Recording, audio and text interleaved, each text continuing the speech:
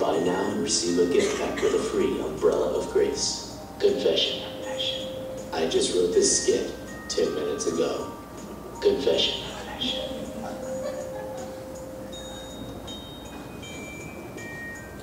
All right, kind of a humorous look at confession there. How many have ever been on a job interview and they ask you, what is a weakness you deal with? Or what are some weaknesses in your life? Anybody ever have that happen? Do you know how 75% of the people answer that question? Anybody have a guess? 0. Somebody said it. I'm a perfectionist. Or I work too hard. Or I'm a workaholic. Or I take my job too seriously. Probably thinking that this person that's interviewed has never heard that answer. Well, they hear it 75% of the time. And in the words of, if I might quote our vice president, words of Joe Biden, it's usually malarkey. There's usually more to it than that. So if you're on a job interview and they ask you that question, be careful. That if you say, I work too hard and I'm so obsessed with my job, you probably want to say something else as your fault. I don't know what that is, but anyway. So confession can be tricky though. It can be difficult. It can be somewhere in between self-loathing, because that's not what we want. We don't want to just get down on ourselves and just talk about how bad we are and how horrible we are. In fact, there's a website. It's called I'mATotalLoser.com. And if you want to get depressed, go to I'mATotalLoser.com. Because on that blog, people talk about how horrible their life is and what a loser they are. I'm thinking, oh my gosh, I hope you don't actually believe what you're saying here. I actually went on and read a few of them. It was terrible. It was morbid. People in the most self-hateful fashion describe their lives. It's depressing. That is not what God wants. God doesn't want this self-hatred and self-loathing as confession. There might be some type of, I don't know, momentary pleasure or joy out of hating myself or something. I don't know. Maybe it's out there. That's not what God wants. If that's what we do, then definitely. Can you believe it? It's Christmas time almost, huh? It's December. And for how many of you, this is the most hectic time of your year? This is it right here. Okay. But in spite of the fact it's the most hectic time, how many of you this is the best time of the year? I mean, I like Christmas. I like the Christmas carols. Anyway, from Thanksgiving to the day after Christmas, I love Christmas carols. Other times than that, I just don't want to hear them. I love Christmas decorations.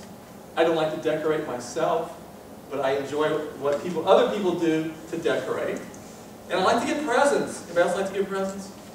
All right. We go to my mom's house, and my two sisters live in the area, and they're in their living room. You can't even walk. I mean, there's probably over 100 gifts on the floor. It's just amazing. So speaking of Christmas gifts, though, that's the title for the sermon series, God's Christmas Gifts, God's Gifts at Christmas. And the first gift we're going to talk about is the gift of messiness.